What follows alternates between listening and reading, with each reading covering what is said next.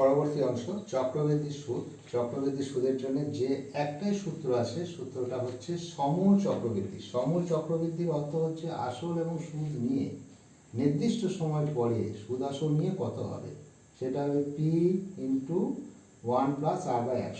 তো এখানে পি কি? পি হচ্ছে এখানে আসল, আর হচ্ছে নির্দিষ্ট চক্রে সুদের হার। এই কথাটা খুব ইম্পর্ট্যান্ট।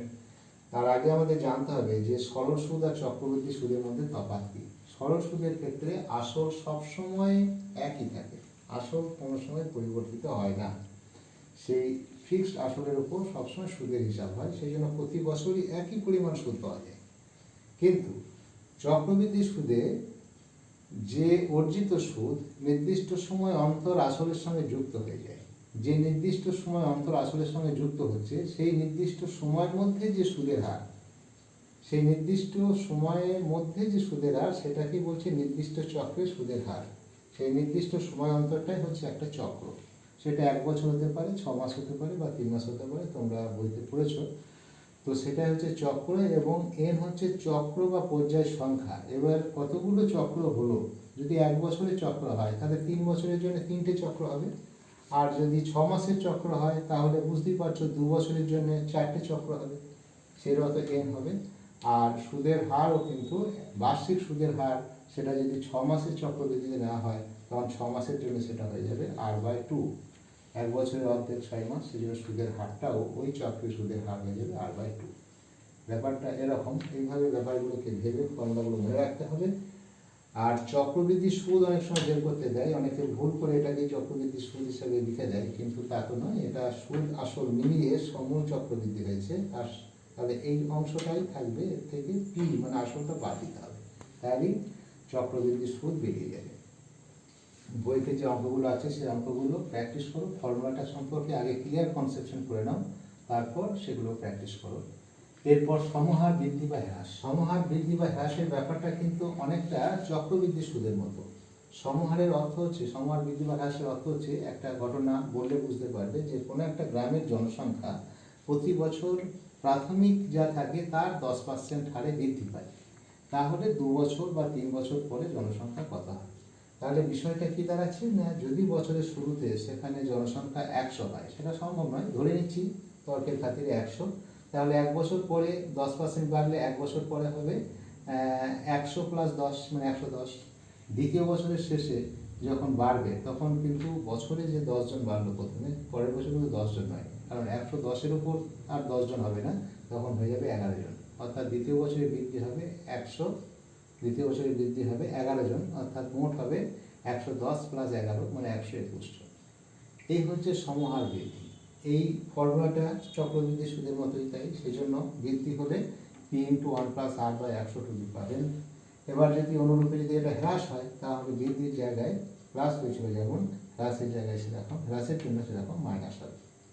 তাহলে পি হচ্ছে প্রাথমিক পরিমাণ, এখানে পি যেটা সেটা হচ্ছে প্রাথমিক পরিমাণ, প্রথমে কত ছিল সেটা। আর হচ্ছে সমহার বৃদ্ধি বা হ্রাসের হার, আর এন হচ্ছে চক্র বা পর্যায় সংখ্যা, মানে কতগুলো বছর বা চক্র এখানে কাজ করছে সেটা এখানে লিখতে হবে।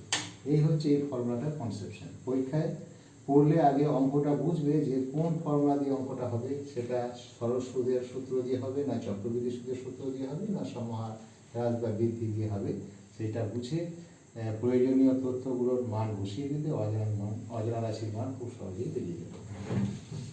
আমরা পরবর্তী অংশীদারি কারবার সম্পর্কে একটু আলোচনা করি। অংশীদারি কারবার এটা একটা সম্পূর্ণ দ্বিতীয় পার্ট, এবং এখান থেকে অনেকটা প্রশ্ন থাকে। এটা অনেকে অ্যাভয়েড করতে চায়, কিন্তু অ্যাভয়েড করার উপায় নেই, তাহলে কিছু প্রশ্ন আমাদের ছেড়ে আসতে হবে।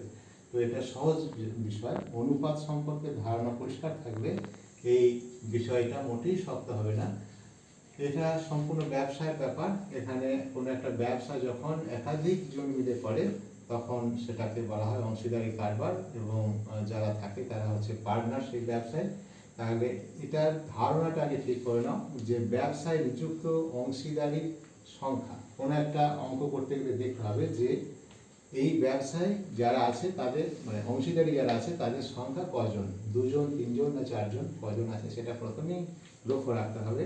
দ্বিতীয়ত লক্ষ্য রাখতে হবে যে লভ্যাংশ বন্টনের শর্ত, এই ব্যবসায় যে লাভ হবে সেই লাভের বন্টনটা কিভাবে হবে, সেটা অঙ্কের মধ্যেই বলা থাকবে, এবং সম্ভাব্য এগুলো হতে পারে যে সমানভাবে ভাগ হবে, অথবা হতে পারে মূলধনের অনুপাতে ভাগ হবে, অথবা সর্বসম্মত কোনো চুক্তিভিত্তিক ভাগ হতে পারে, অথবা কাজের দিনের অনুপাতে ভাগ হতে পারে, অথবা ব্যাংকের ঋণ শোধ বা কোনো অংশীদারকে অতিরিক্ত ভাতা প্রদান করে বাকি অংশটা উপরের শর্ত দিয়ে ভাগ হতে পারে, অথবা ইত্যাদি ইত্যাদি এই ধরনের ভাগ হতে পারে। তো এগুলো একটু খেয়াল রাখবে যে কী শর্তে লভ্যাংশ ভাগ হচ্ছে। দ্বিতীয়ত হচ্ছে শর্ত অনুযায়ী লভ্যাংশ বন্টনের অনুপাত নির্ণয়। এবার যখন বুঝে গেলে যে এই শর্তে ভাগ হবে, তাহলে সেই শর্ত অনুযায়ী লভ্যাংশ বন্টনের অনুপাত, এই লভ্যাংশ কী অনুপাতে বণ্টিত হবে সেটা ওপরে সব, যদি মূলধনের অনুপাতে ভাগ হয় তাহলে মূলধনের অনুপাতটা আগে বের করতে হবে, যদি কাজের দিনের অনুপাতে ভাগ হয় তাহলে কে কদিন কাজ করেছে দেখে তার অনুপাত বের করতে হবে। এবার উক্ত অনুপাত থেকে লভ্যাংশ বন্টন করতে হবে। হ্যাঁ, উক্ত অনুপাত থেকে আমরা আনুপাতিক ভাগাহার পেয়ে যাব। তাহলে মোট লাভের পরিমাণকে প্রত্যেকের আনুপাতিক ভাগাহার দিয়ে গুণ করলে আমরা তাদের লভ্যাংশের পরিমাণ পেয়ে যাব। এখানে বিশেষ কিছু তথ্য আমাদের মনে রাখলে ভালো হয়, সুবিধা হয়। যেমন ধরো, এ ব্যক্তির মূলধন বাই বি ব্যক্তির মূলধন মানে হবে এ ব্যক্তির লভ্যাংশ বাই বি ব্যক্তির লভ্যাংশ। এই ফর্মুলাটা ব্যবহার করা যাবে, মূলধনের সঙ্গে লভ্যাংশ সমানুপাতে থাকবে। এর জন্য প্রয়োজনে এটা ব্যবহার করা যায়। আর একটা বিষয় হচ্ছে, মূলধনের অনুপাত সর্বদা মাস হিসাবে বছরের হিসাব করতে হয়, নির্দিষ্ট সময়ের জন্য।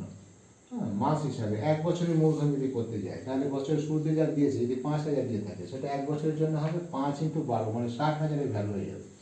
এবার সেটা মাঝে পরিবর্তন হতে পারে, সেই পরিবর্তন দেখে সেইভাবে মাস হিসাবে মূলধনের অনুপাত বের করতে হবে। এইভাবে বিষয়গুলোকে ধারণা পরিষ্কার করে অঙ্কগুলো করতে থাকো। অঙ্ক তো করা সম্ভব হচ্ছে না, যদি সম্ভব হয় কোনো সময় করে দেওয়া হবে।